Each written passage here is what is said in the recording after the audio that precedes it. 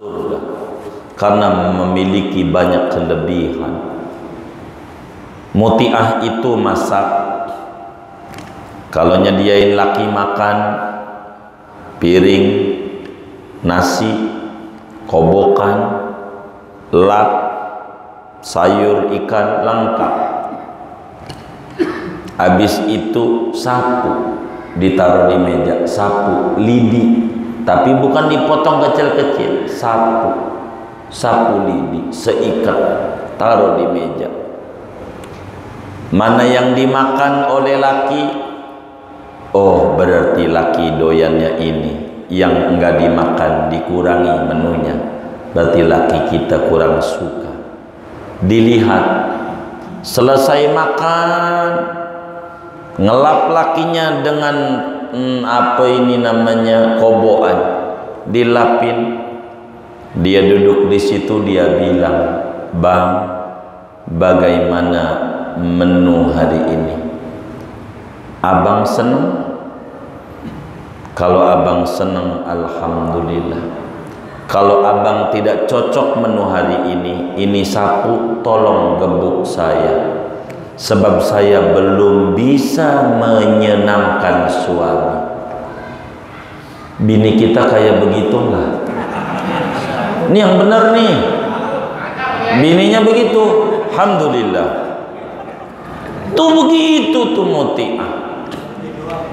Begitu. Kayak begitu. Maka tuh mau lakinya, "Mah, bikin kopi." Ya Allah, astagfirullah, lu kagak tahu dapur, itu air udah gue masakin, kopi tuh gue udah taruh tuh di lemari, gula ada, lu bikin aja sendiri. Udah tua bangke juga pengen disuruh. Bangke apa bangka? Ada nggak yang bininya kayak begitu? Nggak ada, alhamdulillah. Ya Allah, itu perempuan-perempuan muslim tuh begitu, nolongin laki. Kalau mau tidur dia taubat, "Bang, bila hari ini saya belum bisa menyenangkan abang, saya maafin saya." Suami begitu, "Neng, kalau hari ini saya belum bisa nyenengin kamu, mohon maafin saya. Takut saya mati dalam keadaan saya punya salah sama istri." Begitu. Kita kalau tidur pakai begitu enggak? Innalillahi wa inna ilaihi raji'un. Minta maaf. Jangan-jangan seretnya rezeki kita karena kita banyak dosa sama bini. Begitu banyak dosa, buat nyawer aja 100.000 serosot aja keluar, timbang panggil Kang Mas. Buat bini aja ora ada begitu. Ada nggak bu lakinya kayak begitu? Nggak ada, alhamdulillah. Masya Allah, soleh lakinya kayak begitu. Untung bininya soleh, cakep. Lakinya ngomel, makan tempe mulu, budak nih, budak ayam ke. Lakinya, bini yang solehah menjawab, "Ya Allah bang, sebetulnya saya juga pengen ayam, soto Betawi, gurami. Masalahnya lokasi 10.000. Ini karena saking cerdasnya Neng aja, makanya Neng ke warung beli Royco rasa ayam. Yang penting ayamnya udah masuk di sini."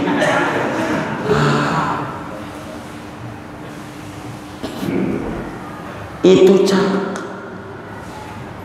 Taubat kita sama bini pulang ngaji, minta maaf. Jangan-jangan seretnya rezeki kita karena kita banyak salah sama bini. Buat pelet aja mancing, berapa aja dibeli. Buat bini susah, timbang mau ke rawa Cipondo, ya ndak usah. Menikahlah dengan niat yang benar, tidak menikahlah dengan niat yang benar. Jangan karena takut enggak ngasih makan bini, jangan. Itu keliru. Emang kita yang ngasih makan siapa? Kita niatnya yang benar, mau memuliakan perempuan dan seterusnya. Bila kita memiliki niat yang benar, tak mengapa dengan menikah. Begitu gede ganjarannya. Tapi kalau kita enggak benar, jangan menikah. Wahtar azuban fadilah, pilihlah membujang yang utama daripada menikah dengan perempuan asal-asalan. Sebab kata Imam Abu Sulaiman Ad-Darani radhiyallahu anhu, seorang tabi'in besar, ma syaghalaka anillah min ahlin fahuwa alaika mas'ul. Istri yang membuat kau jauh dari Allah, itu namanya istri sialan.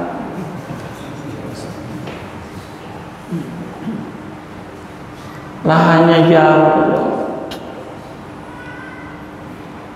Betapa jahatnya orang tua ke mall Gandaria City, anaknya diajak ke mall, ke PIM, Pondok Indah Mall diajak, Senayan City diajak, Tamrin City diajak, Plaza Bintaro diajak, ke Ragunan diajak, ke Dufan diajak, ke kubur orang tuanya enggak pernah diajak.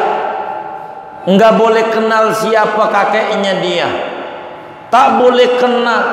Tapi ke Ragunan kudu kenal buyutnya dia. Ndak bener ini yang kayak begini. Ke tempat Dufan hiburan, lalu anaknya pengen soleh, mimpi tarjun najata walam tasluk masalika, inna safinata la tajri alal yabasi.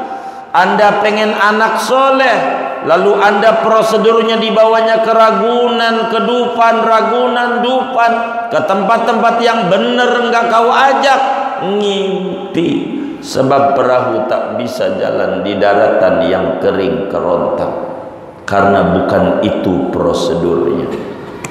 Maka bagi orang yang zuhud, silahkan menikah. Sebab mar'atus salihah laisat minad dunya bal hiya minal akhir. Perempuan yang soleha bukan dunia, sehingga Anda dengan menikahi dia bukan hubbud dunia, tapi hubbul akhir. Perempuan yang soleha, perempuan yang menyenangkan suami. Bila sedikit harta dia mengerti, memotivasi menjadi gas. Bila banyak harta suaminya, dia menjadi rem, sehingga mengerti mana kebutuhan dan mana gaya hidup. Mau beli jam yang harganya 50 juta dengan 1 juta sama, hanya gunanya buat waktu doang. Beli handphone yang mahal sama yang murah sama, hanya buat WA, Facebook, nelpon, itu doang. Tak mengerti guna yang lain, hanya gaya hidup sebuah kerugian. Itulah bukan zuhud, namanya hubbud dunya. Maka hidup tak perlu dengan memperturuti gaya hidup, tapi hidup perlu dengan kebutuhan hidup. Maka menikah bagi orang yang zuhud dijadikan sebuah kebutuhan, maka dia menikah. Silakan menikah. Tapi bagi dia, kalau timbang asal perempuan bakal menjauhkan dari Allah, milih membujang. Adapun Imamun Nawawi yang tidak menikah sampai wafat, pengarang kitab Riyadhus Shalihin, di umur 45 wafat. Ini bukan karena nggak mau nikah, belum kepikiran nikah, keburu ngarang kitab ngajar, wafat belum kepikiran. Bukan anti menikah, meninggal dalam keadaan membujang.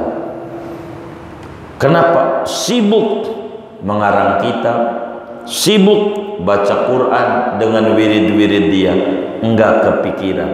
Maka bukan masalah bujangnya yang jelek, tapi dampak membujang kalau tidak disalurkan dengan benar cara agama, itu yang bakal menjadi repot. Maka kemudian itu menikah. Kalau kita punya ayah, ibu kita meninggal, suruh dia menikah. Sakit kita bisa obatin, tapi keperluan dia yang harus diceritakan dengan bininya enggak bisa diceritakan kepada anaknya. Antar dia. Jangan kita bertahan. Buat apa buat nikah udah tua? Kita enggak bisa ngurusin. Makan bisa, hasrat dia, naluri cinta enggak bisa, karena kita anak. Dia harus ada pasangan lain. Itu penting dalam kehidupan.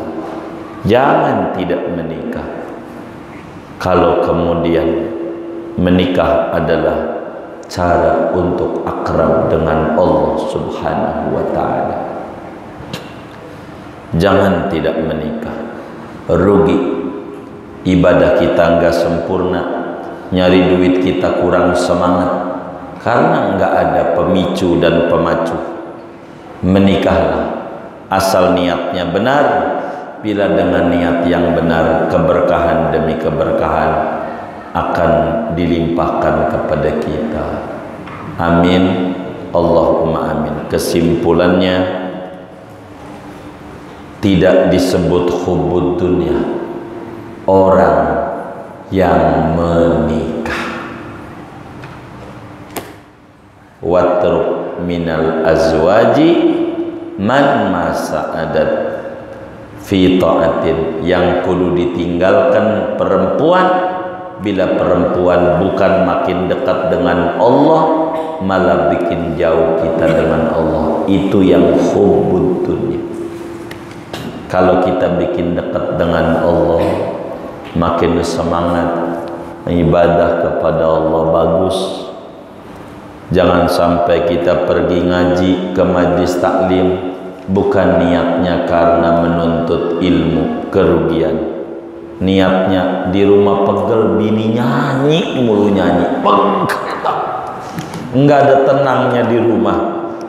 Baru tenang kalau di majelis taklim. Maka guru baru 5 menit udah ngantuk, saking tenang banget.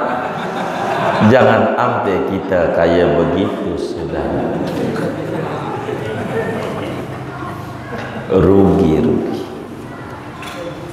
Ayo kita dandani niat menikah kita. Kalau di antara yang hadir ini menikah masih ngalami kesulitan ekonomi dan seterusnya, lihat, cek ulang dulu waktu menikah. Niatnya kenapa? Mengikut Nabi kah? Ataukah hanya sebatas cinta? Tidak mengikuti cinta agama. Sebab ini penting dalam kehidupan. Dandani itu biar Allah kasih recovery kembali. Begitu, sehingga niat kita yang lurus akan memudahkan jalan-jalan rezeki kita. Kita minta maaf sama bini yang ngaji ini pulang minta maaf sama laki, maafin neng bang, belum bisa nyenengin suami. Doain biar besok lusa bisa membahagiakan suami. Kehidupan itu yang seperti itulah, yang sangat penuh dengan keberkahan. Segini aja, jangan banyak-banyak. Wallahu a'lam bishawab. Ada yang ditanya?